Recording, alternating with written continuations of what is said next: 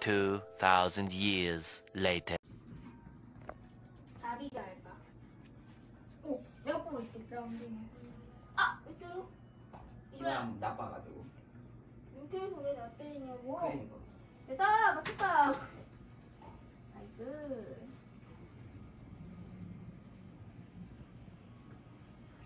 잘하면 이거 주네. 나도 받아봤는데 별로 좋은 거 안 주셨어. 박주영 가격이 올랐어. 아, 내려갔네 다시. 박주영 가격이 왜 자꾸 올라가? 너무 비싸. 살려야 되는데.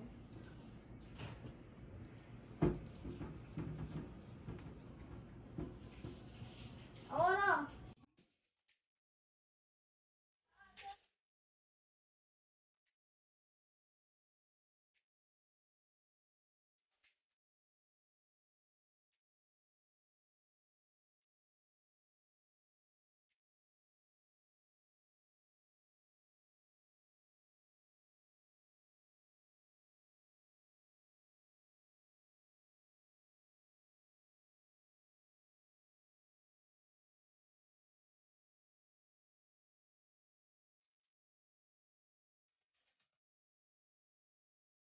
Welcome back sa aking channel. Grabe, sobrang tagal kong hindi nag-vlog kasi wala tayong mai-content kaya hindi ako nagba-vlog. Tsaka minsan, alam nyo naman, minsan nakakatamad din mag-vlog lalo na lalo na ako lang mag-isa nag-e-edit, ganyan. So, tinatamad din ako minsan mag-edit. Kaya, ayan. So, ngayon, naisipan nating mag-vlog.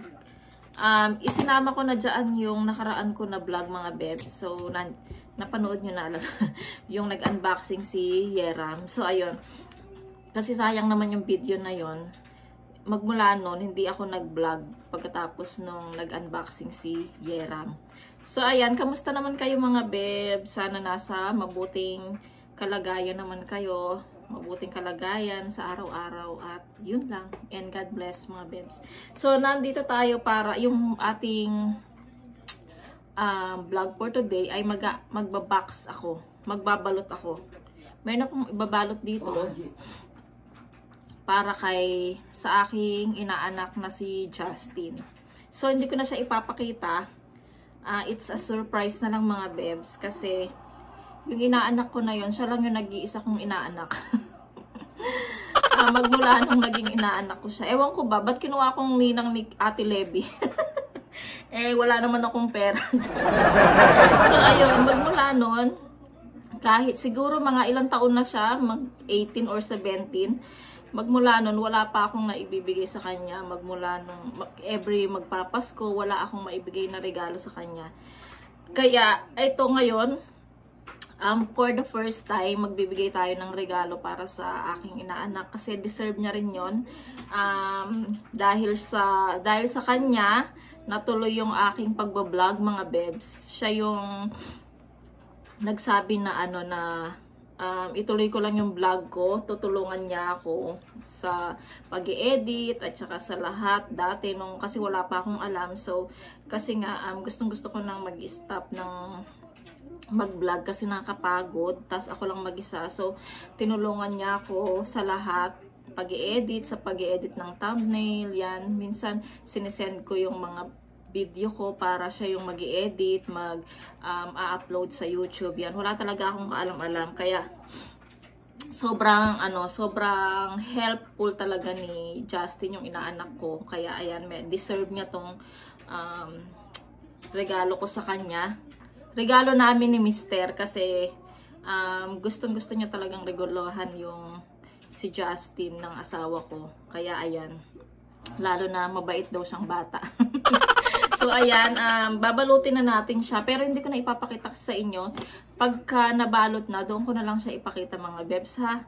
Kasi it's a secret. Okay, mamaya na, mga bebs. Babalik ako kapag nabalot ko na siya. 5, 4, 3, 2, 1. So, ayan na nga, mga bebs. Nahirapan ako magbalot. So, nabalot ko na siya. Ito na. Nabalot na natin siya.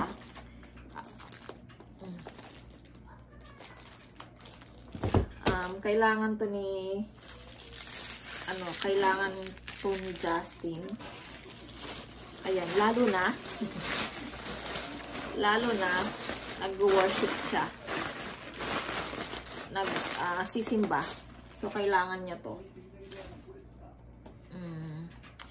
Matagal na namin itong gustong ipadala, pero wala akong hindi pa kami nakakapag-box. So, ayun. Kaya, ayan, magbabox kami. So, mailalagay ko na siya sa box. So, ito, mga bebs. Okay na siya. Ayan.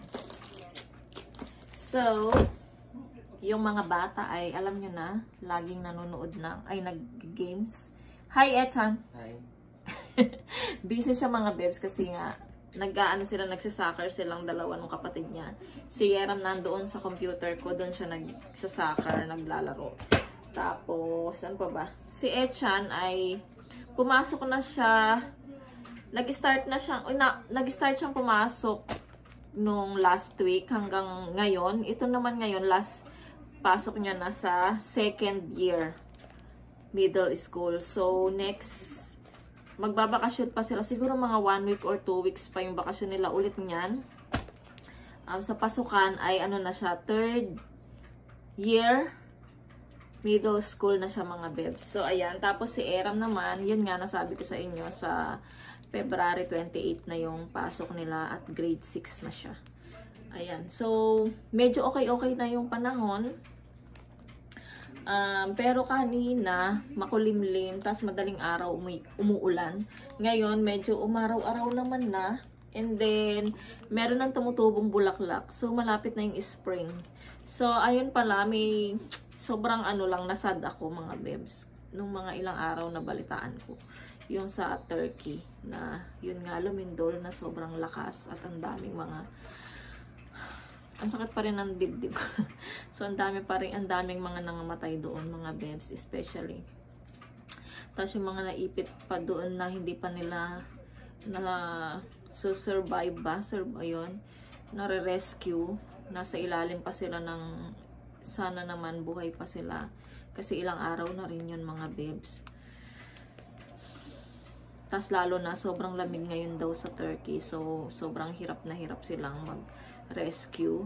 At ang Korea pala, nagpadala na ng rescuer doon sa Turkey. So, masaya ako kasi marami ng mga nagtutulungan para ma-rescue yung mga tao na naipit sa mga gusali na gumuho. So, sobrang, lalo na especially, nanonood ako ng mga bebs kasi may pinapanood ako doon na vlogger. Nasa Turkey siya. So, nung may lumindol nga sa Turkey. So, ilang araw ba, hindi siya nag-vlog. So, nag-aalala ako. Sobrang alala.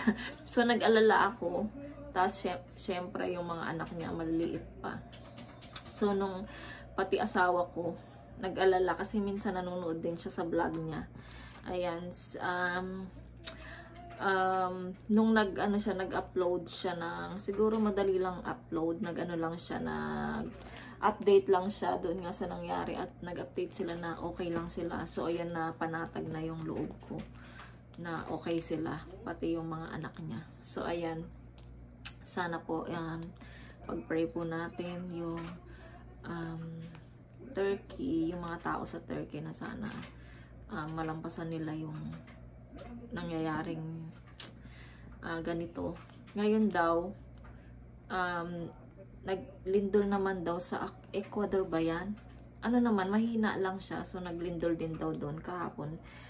Si Mr. sa news. So, nakita niya. Lumindol din daw sa Ecuador or Ayun. So, ayan mga bebs. Nagkwento lang ako kasi medyo masakit. Ay, hindi naman masyadong yung aking kalooban, sad kasi nga sa nangyari sa Turkey. So, ayan mga bebs, mamaya na lang siguro. Tapos, ito pala, itong plancha na to, bigay ito sa akin ng ate ko, pero hindi ko man siya ginagamit kasi hindi siya effective sa akin. Lalo na, yung buhok ko ay curly, sobrang curly talaga. Hindi siya tumutuwid, hindi siya effective sa akin. So, ilalagay ko na lang siya sa box, mga bebs, para magamit ni Kim. Kasi si Kim, hindi naman masyadong, hindi naman talaga kulot yung buhok ni Kim. Straight siya na maganda talaga yung buhok ni Kim dati. Pero nasira lang nung always siyang nagkukulay ng buhok. Tapos nagpapa-straight. Ayun, so nasira yung hair niya. Ayan, at least ito, makatulong to kahit suklay-suklay lang siya, mga bebs. So, diba? Aray ka, aray. So, tutuwid yung hair niya. So, ipapadala ko to sa Pilipinas kasi hindi ko rin naman nagagamit. Tapos, yung mga mic ko na, the Bluetooth mic, ayun, nilagay ko na rin sa box para magamit din nila. Kasi, mga singer kasi yung pamilya ko sa Pilipinas. So, mahilig silang kumakanta. At least, magagamit nila yung dalawang yun. So, ayun mga bebs. Ay, ito pala si Eram. Say hello. Eram! Hi! Happy! Anong happy? O, sige mga bebs, mamaya na lang po. See you later. 1 hour later. Good. Mag-aalas 5 na. After kan ba? Hello mga bebs. Kamusta?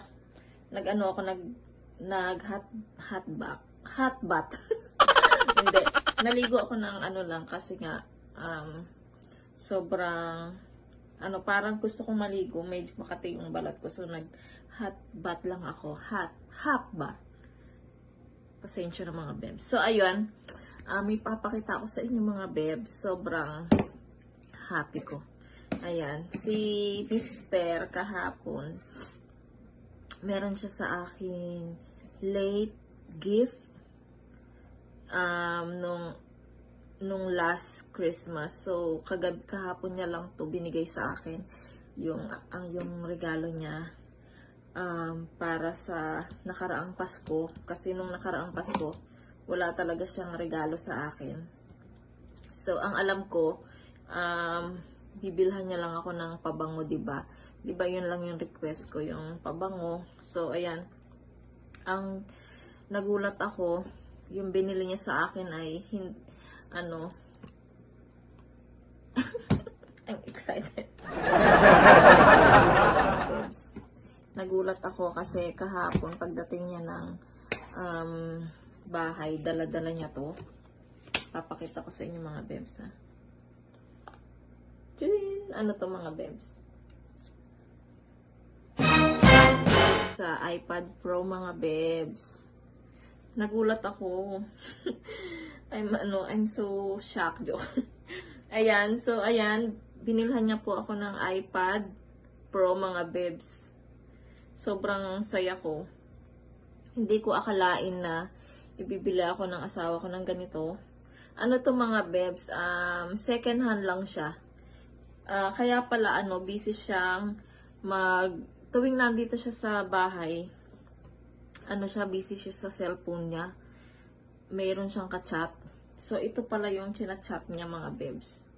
It's, hindi ako nakapag-vlog nung binigay niya sa akin to, nung inabot niya sa akin to, nalimutan ko sa sobrang excited ko. Agad ko siyang kinalikot, tapos agad ako nag-download. So, ayun na nga, makakapag-edit na ako dito mga bebs. Ang ganda-ganda niya. Sobrang, I'm so happy. Tapos nakalagay dito nilagay ko yung picture ng mga bata nung baby sila. Ang cute-cute nila, diba? Ayan, si Yeram at saka si Yechan. Tapos, ano pa ba? Ayan, tapos syempre yung sexy body natin dyan. Ayan, mga bebs. Ayan. Diba, ang saya-saya. I'm so happy mga bebs. Thank you, mahal, sa baby mo sa akin palagi. Sa lahat ng mga binibigay mo sa akin, mga gamit na wala ako dati, ngayon meron na. So, I'm so very thankful, my love. Kahit na hirap ka sa work mo.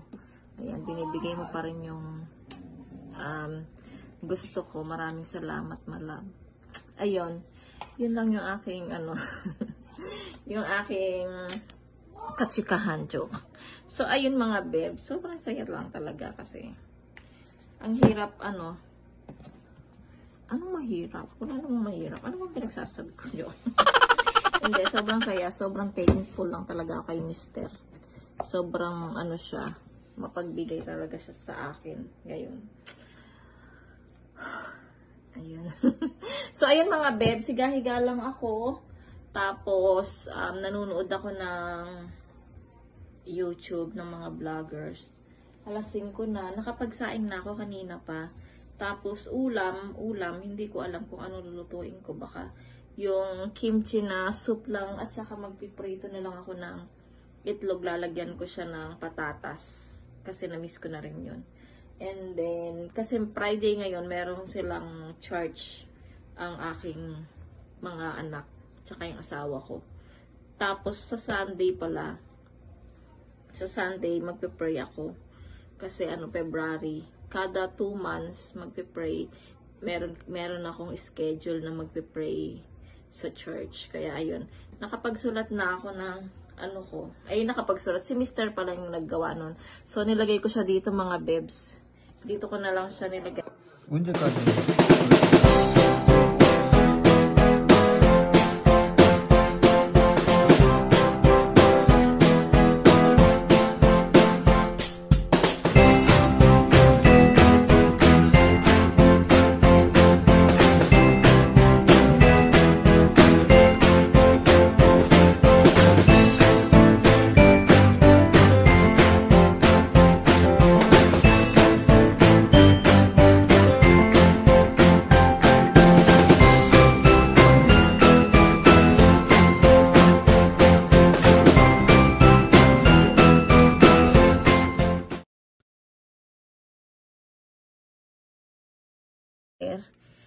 Katatapos lang naming mag-dinner and mamaya maliligo din siya mamaya kasi punta sila ng church.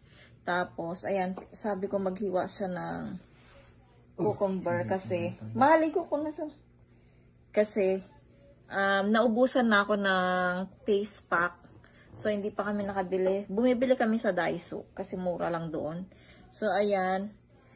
Pinapahiwa ko sa kanya ng maninipis lang. Kasi, pagka makapal siya, pag nilagay mo siya dito sa mukha mo, di ba nalalaglag? At least, pagka manipis siya, mga bebs, dumidikit talaga siya. Lalo na pagka naghilamos ka, tapos magpunas ka ng mo, dapat yung dry yung face mo para dumikit siya. So, ayan. Yung mga bata kasama niya ni Mr. mamaya. Tapos, mag-i-end na rin ako ng vlog dito, mga bebs. Sobrang halo-halo yung vlog ko today. At saka yung last day. So, mag-i-end na lang ako ng vlog dito, mga bebs. At nag-update lang ako kasi ilang araw din akong hindi nag-vlog, diba? Magmula yata nung... Siguro last week pa ba? Hindi siguro. Oo, last week pa siguro. Ewan ko, nalimutan ko na yung tingnan mo kasi nga matagal din ako hindi nag-vlog. So, ayan mga bebs, mag-end na po ako ng vlog dito. Maraming salamat po. Kung bago lang kayo sa akin channel, please don't forget to like and subscribe. At i-click nyo na rin po ang bell icon para po lagi po kayong na-notify kapag po meron na akong ina-upload. Maraming salamat mga bebs. See you po sa aking next vlog. God bless and be nice. Bye. Peace. Mahal. Bye. Okay. Yugi.